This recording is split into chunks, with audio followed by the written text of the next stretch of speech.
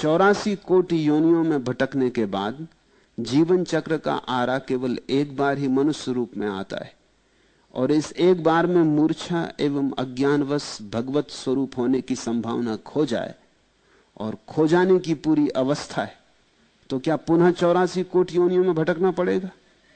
84 कोटि योनियों का अभिप्राय कृपा करके समझाइए और हमें भय से मुक्त करिए। भय से मुक्त मैं तुम्हें नहीं कर सकता, तुम ही कर सकते हो। भय वास्तविक है। तुम चाहोगे कि मैं तुमसे कह दूं कि नहीं जी कोई चिंता की बात नहीं, 84 कोटि योनियां वगैरह नहीं होती, ताकि तुम निर्भर हो जाओ और लग जाओ अपनी वासनाओं की दौड़ में। फिर नहीं, ये मैं तुमसे नहीं कह सकता। ऐसा ही है, सत्य यही है कि ये जो वर्तुल है ये घूम रहा है। तुमने अगर मनुष्य होने का लाभ ना उठाया तो तुम मनुष्य होने का हक खो देते हो। इस सीधा सा गणित है। आखिर मनुष्य होने का हक तुम्हें मिला है किसी कारण से। बुद्ध से किसी ने पूछा, एक युवक आया, संन्यास्त होना चाहता था। उसने पूछा कि आपको देखकर, राह पर आपको चलते देखकर, आपकी ये प्रसादपूर्ण कांति, आपका ये अपूर्व अपार्थिव सौंदर्य, मेरे मन में भी बड़ी गहन आकांक्षा उठी, मगर मैंने कभी इसके पहले संन्यास का सोचा भी नहीं था, और मैं कभी धर्म इत्यादि में उत्सुक भी नहीं रहा। पंडित पुरोहितों से मैं जरा दूर ही दूर रहा। मेरे पिता और मेरे मां भी मुझे अगर कभी ले जाना चाहते हैं तो मैं बच जाता हूं हजार बहाने करके। पंडितों की बातें सुन के मुझे सिर्फ सिरदर्द हो आता और ऊब आती। मगर आपको देख के मैं बड़ा आंदोलित हो गया हूं और एक भाव उठता है भीतर कि मैं भी दीक्षित हो जाऊं। मगर ये मेरी समझ में नहीं आता कि अनायास, पीछे कोई सिलसिला नहीं है, कोई श्रृंखला नहीं है, अनायास इतनी बड़ी बात होने की मेरे मन में कैसे कामना आ गई। बुद्ध ने आंख बंद की और उसे कहा, युवक तुझे पता नहीं, तू पिछले जन्म में हाथी था, जंगल में आग लग गई थी और तू भागा जा रहा था, सारे पशु पक्षी भागे जा रहे थे, थका मांदा तू एक वृक्ष के नीचे थोड़ी देर विश्राम करने को खड़ा हो गया। तेरे पैर थक गए थे और एक पैर के नीचे कांटा चुभ रहा था, तो तूने वो पैर ऊपर उठाया। जिस बीच तूने पैर ऊपर उठाया उसी बीच एक खरगोश तेरे उस पैर के नीचे आके बैठ गया। तूने नीचे देखा, वो घड़ी ऐसी थी कि सारा जंगल आग से लगा था। वो मौका ऐसा था कि तुझे एक बात दिखाई पड़ी, हम सभी अपने जीवन के लिए भागे जा रहे हैं, ये खरगोश भी बेचारा भागा जा रहा। मैं थक गया, मैं हाथी हूं, तो ये भी थक गया, और ये किस निश्चिंतता से मेरे पैर के नीचे बैठा, जो मैंने उठाया हुआ मैं रखूंगा पैर नीचे तो ये मर जाएगा। वो घड़ी ऐसी थी कि तू अपने जीवन के लिए इतना उत्सुक था, तेरी जीवेष्णा इतनी प्रबल थी कि बच जाऊं, कि तुझे यह लगा कि जैसे मैं बचना चाहता हूं वैसे सभी बचना चाहते। तुझे बड़ा बोध हुआ और तू पैर वैसा ही उठाए खड़ा रहा, और वो खरगोश नीचे निश्चिंत बैठा रहा। जब खरगोश हट गया तब तूने पैर नीचे रखा, लेकिन पैर अकड़ गया था, तू नीचे न रख पाया, गिर पड़ा। खरगोश तो बच के निकल गया, लेकिन तू उस जंगल में लगी आग में जल के मर गया। लेकिन मरते वक्त तेरे मन में बड़ी तृप्ति थी, एक बड़ी शांति थी, एक अपूर्व उल्लास था, एक आनंद का भाव था कि मैंने खरगोश को नहीं मारा, चलो मैं मर गया, ठीक। उसका फल है कि तू मनुष्य हुआ।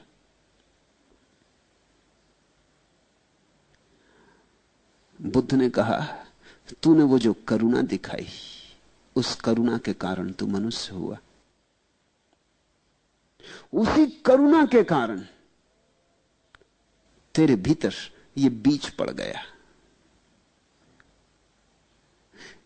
बुद्ध कहते थे, जिसके जीवन में करुणा हो उसके जीवन में प्रज्ञा आती, बोध आता। और जिसके जीवन में प्रज्ञा हो उसके जीवन में करुणा आती। ये एक ही सिक्के के दो पहलू हैं।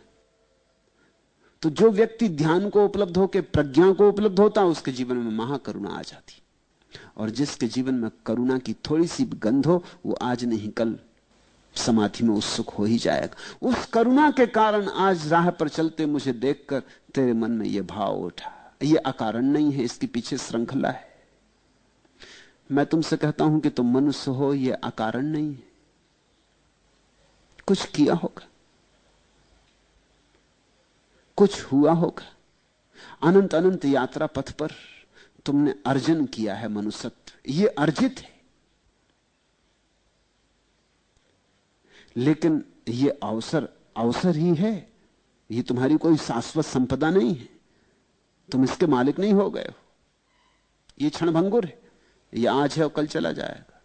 जैसे अर्जित किया है वैसे ही गंवा भी सकते हो। अगर एक हाथी करुणा के कारण मनुष्य हो सकता है तो एक मनुष्य कठोरता के कारण हाथी हो सकता है। यह तो सीधा गणित है। अगर एक हाथी करुणा के कारण मनुष्य होने की क्षमता पात्रता पैदा कर लेता है तो तुम कठोरता के कारण, हिंसा के कारण, क्रूरता के कारण पशु होने की क्षमता में उतर ही जाओगे। जाओगे कहां? और वर्तुल घूम जाएगा, चाक घूम गया, आरा नीचे जाने लगा। फिर लंबी यात्रा है, क्योंकि आरा तभी वापस लौटेगा जब पूरा चाक घूम जाए। ये जो 84 कोटियों की बात है ये एकदम अवैज्ञानिक नहीं है। और ये 84 करोड़ योनियों की जो बात है ये केवल कोई पौराणिक आंकड़ा भी नहीं है, ऐसा ही है। अब तो वैज्ञानिक धीरे धीरे धीरे खोज करते करते इस नतीजे पे पहुंच रहे हैं कि हिंदुओं का आंकड़ा शायद सही सिद्ध होगा। इतनी ही कोटियां हैं, अभी तक इतनी पूरी नहीं हो पाई हैं, लेकिन रोज खोज हो रही। पहले तो ईसाई हंसते थे कि 84 करोड़ योनियां दिखाई कहां पड़ती। चलो होंगी लाख, 2 लाख, 50 लाख, करोड़ मान लो, मगर 84 करोड़ योनियां दिखाई कहां पड़ती। लेकिन अब संख्या करोड़ों में हो गई, क्योंकि बहुत योनियां हैं जो अदृश्य हैं। बहुत से छोटे कीटाणु हैं, सूक्ष्म कीटाणु हैं जो अदृश्य हैं। अब उनकी भी गणना हो रही, धीरे धीरे करोड़ों पर संख्या पहुंच गई। और अब तो वैज्ञानिकों को लगता है कि शायद हिंदुओं का आंकड़ा 84 करोड़ सही सिद्ध हो जाए। कम तो नहीं होंगी, ज्यादा भला हो। इतनी बात अब साफ हो गई है, जितनी नवीनतम शोधें हुई हैं उनसे बात साफ हो गई कि प्राणियों के होने के ढंग ज्यादा तो हो सकते हैं, कम नहीं हो सकते। अभी आंकड़ा पूरा नहीं हुआ है, लेकिन हो जाएगा आंकड़ा पूरा। ये पूरा वर्तुल है, ये 84 करोड़ आरे और इनका पूरा चाक है। ये चाक पूरा घूमता है। एक बार तो मनुष्य होने के आरे पर ऊपर आए, शिखर बने। मनुष्य शिखर है। अगर वहां से छलांग लगा ली तो लगा ली, क्योंकि वहां थोड़ा बोध है, बहुत थोड़ा। मनुष्य होने में ही इतना थोड़ा बोध है कि यहां से भी चूक जाते हो तो फिर और हाथी, घोड़े, कुत्ते होने में तो फिर बोध और खो जाएगा। फिर वहां से तो चूकना निश्चित ही है। तो मैं तुम्हें भय से मुक्त नहीं कर सकता, तुम ही भय से मुक्त कर सकते हो। मत चूको, भय खत्म हुआ। भय का उपयोग कर लो। इसको भय क्यों समझो? इसको सत्य समझो। ऐसा ही समझो कि तुम जा रहे एक रास्ते पर, मैं तुमसे कहता हूं बाएं तरफ एक गड्ढा है, तुम कहते हो मार डाला। अब हम क्या करें? हमें भय से मुक्त करिए, कहिए कि गड्ढा नहीं। मैं तो कह दूं कि गड्ढा नहीं, लेकिन इससे गड्ढा सुनेगा नहीं, गड्ढा मिटेगा नहीं। मेरे कहने से खतरा बढ़ जाएगा। मैं कह दूं कि गड्ढा नहीं है, जाओ बेटा, मजे से जाओ, गीत गाते हुए जाओ, फिल्मी धुन गाना, कोई गड्ढा वगैरह नहीं है, ये तो तुम्हें डराने के लिए कहा था। अब तुम जरूर गिरोगे। गड्ढा है, दोनों तरफ है, रास्ता सकरा है, रस्सी की तरह पतला है। जैसे रस्सी पे चलते नट को देखा ना, अब गिरा तब गिरा, ऐसा ही जीवन है। खतरा यहां है ही, इसको भय मत समझो। यह सच्चाई है, इस सच्चाई का उपयोग कर लो, इस सच्चाई के ऊपर उठ जाओ। इस मनुष्य जीवन के अवसर को खो मत। अजहूं चेत गंवार, अब भी जागो। ये अवसर बड़ा बहुमूल्य है। तुम जैसे गंवा रहे हो, इसीलिए बेचारे पलटू दास को कहना पड़ता है गंवार। जैसे तुम गंवा रहे हो, जो गंवाए सो गंवार। तुम किस चीज में लगा रहे ये अवसर को? कोई स्त्री के पीछे दौड़ रहा है, कोई पुरुष के पीछे दौड़ रहा है, कोई धन के पीछे, कोई पद के पीछे। लेकिन यही तो तुम जन्मों जन्मों में, कोटियों कोटियों में, अलग अलग योनियों में करते रहे। वहां भी यही सब चलता है। तुमने देखी बंदरों की एक जमात, उनमें एक राष्ट्रपति होता, सबसे ज्यादा उपद्रवी, झंझटी, झगड़ेल, मारने पीटने को तैयार, डरवाने में कुशल, वो अगुआ होता है। बाकी सब उससे डरते। फिर अगर तुम बंदरों को गौर देखो, जिन्होंने अध्ययन किया बंदरों का, तो वो कहते हैं बंदरों में पूरी की पूरी राजनीति होती, पूरा कैबिनेट पाओगे तुम, पूरा मंत्रिमंडल। वो जो एक सबसे ज्यादा दुष्ट, उसके आसपास 10-5 का एक गिरोह जो उसके सलाहकार, और फिर उसके बाद और फिर उसके बाद और तुम उनमें बराबर वर्ण भी पाओगे। कुछ हैं जो काम शूद्र के ही करते, कुछ हैं जो काम सिर्फ ब्राह्मण के करते हैं, जो सिर्फ सलाह मशविरा देते हैं, कोई झगड़ा जहां से आ जाए तो मार्ग सुझाते। कुछ हैं जो छत्री का काम करते हैं, झगड़ा जहां सा हो तो लड़ने को तैयार, जवान, मजबूत। और स्त्री बच्चे हैं, उनकी सब सुरक्षा करते। जब बंदरों का गिरोह चलता है तो स्त्री बच्चे बीच में चलते, अगुआ आगे चलता है, स्त्री बच्चों को घेर के छत्री चलते। ठीक बंदरों में तुम पूरे मनुष्य की राजनीति पाओगे। तुम नई दिल्ली के सब रंग ढंग बंदरों में पा सकते हो। तो पार्लियामेंट में अगर थोड़े बंदरपन हो जाता तो बहुत चिंता मत किया करे, वो होने ही वाला है। अगर मारा धापी हो जाती है, खींचतान हो जाती है, एक दूसरे को धक्कम धुक्की हो जाती है, वो होने ही वाली। राजनीतिक से इससे ज्यादा की आशा की भी नहीं जा सकती। राजनीति है ही वही जंगलीपन, वही जानवर की वृत्ति, कैसे दूसरे का मालिक हो जाऊं। जब तक तुम दूसरे के मालिक होना चाहते हो तब तक तुम पशु वृत्ति से जी रहे हो। जिस दिन तुम अपने मालिक होना चाहते हो उस दिन तुम सच में मनुष्य हुए। स्वयं की मालकियत की खोज धर्म, दूसरे की मालकियत की खोज राजनीति। फिर धन इकट्ठा कर रहे हो तो धन भी इकट्ठा करके क्या होगा? सब पड़ा रह जाएगा, सब ठाट पड़ा रह जाएगा जब बांध चलेगा बंजारा।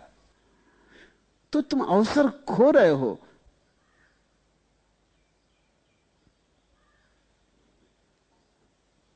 परमात्मा की संपत्ति सामने पड़ी है, उसकी गांठ नहीं बांधते, उसकी गठरी नहीं बांधते, और कूड़ा करकट बांध रहे हो। तो अगर पलटू गंवार कहते हैं तो नाराज मत होना, सच्चाई ही कहते हैं। और तुम खड़े खड़ी देख रहे हो। असली चीज के संबंध में तो तुम दूर खड़े देखते हो, नकली चीज में एकदम दौड़ पड़ते हो। व्यर्थ को तो इकट्ठा करते हो, सार्थक की चिंता ही नहीं। और जिंदगी बीती जाती और हाथ से समय खोया जाता है, एक एक पल बहा जाता। जल्दी ही मौत द्वार पर खड़ी हो जाएगी। इसके पहले कि मौत द्वार पर खड़े हो जाए, जो समझदार है वो समाधि को द्वार पर खड़ा कर लेगा। मौत के पहले समाधि, ये लक्ष्य होगा समझदार का। और जिसको समाधि पहले मिल गई मौत के, उसकी मौत होती ही नहीं, वो अमृत को उपलब्ध हो जाता है। अमृतस्य पुत्र, वेद कहते हैं, वो अमृत का पुत्र हो जाता है। तो मैं तुम्हें भय से मुक्त कैसे करूं? भय से मुक्त होने का एक ही उपाय है कि तू समाधि को उपलब्ध हो जाओ। बस ध्यान में ही भय मरेगा, क्योंकि समाधि में ही मृत्यु मरेगी। जब तक मृत्यु है तब तक भय रहेगा। तो मृत्यु के पार हो जाओ, अमृत का रस ले लो, अमृत बनो।